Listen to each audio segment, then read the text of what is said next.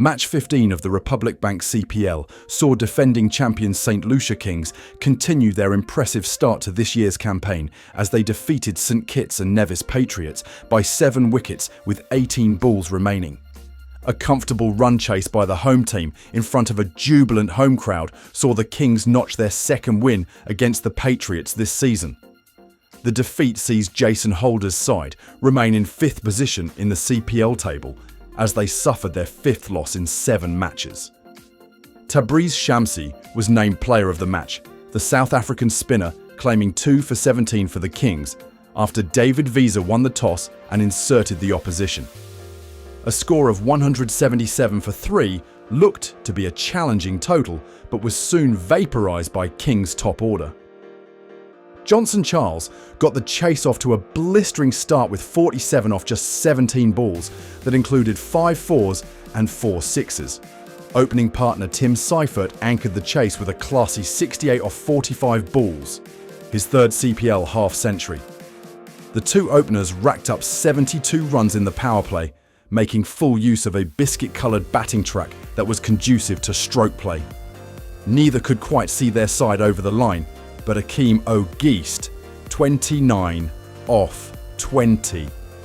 Roston Chase, 15 not out. And Tim David, 16 not out, saw the Kings canter over the finish line with 3 overs to spare. It was a truly dominant performance from the Saint Lucia outfit, one that saw them continue to impress and outline that they are the team to beat in this year's CPL.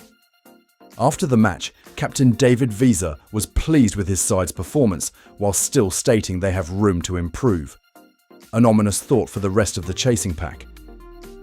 Visa into the stage now. That's a bit more like you. Back-to-back wins. Give us a smile. Yeah, that was a good one. I spoke earlier at the toss about getting that complete team performance, and I felt like we covered all our bases. Still a little bit of room and improvement, but I think it was a really good performance for everybody tonight. Talk to me about the use of your spinners, because a couple of games ago, Roston Chase didn't bowl a ball, and we were quizzical and questioning and a little bit, befuddled really how he didn't bowl. All your spinners today, including Roston, bowled brilliantly. Yeah, I think it's all about we try and get the right matchups and conditions, and the other game I would love to have got him in some overs, but it just didn't seem to work out. And today there were perfect matchups, perfect conditions for him, and every single time I've given him the ball throughout this competition, he's always delivered. Tabraiz Shamsi mentioned, speaking to Laura McGoldrick, he's had a difficult campaign, but he seems to be finding a nice bit of rhythm. Yeah, definitely. The first game he struggled, and he'll be the first to admit that wasn't good enough from him. But since then, he's come back nicely. He's really put his hand up. Both on the tough end, also with the win there, and he's really performed nicely for us. And got some crucial wickets for us tonight. Your team, a lot of different players are stepping up. Seifert, Shamsi, yourself. Does that give you big confidence? Yeah, definitely. It's always nice when you spread the workload a little bit. You want a couple players to go into form towards the later part of the tournament. It's still a long way to go, but it's good signs for us, and hopefully the bowlers can also start getting their plans right, and then we can start putting in those complete performances again. Well, you mentioned plans. Keon Gaston, he's a young kid. It's a learning curve. It's probably the toughest learning experience he's going to have. When he's bowling those Yorkers, he's nailing his straight Yorkers, but the wide ones struggling a little bit. What do you say to a young lad in that situation?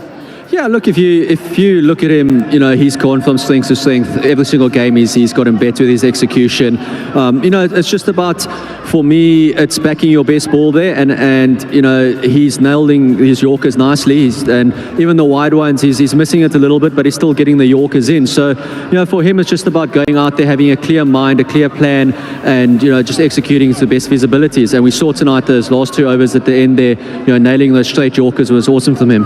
What about the crowd? A 12th man tonight? Yeah, the crowd's been awesome with us the whole time.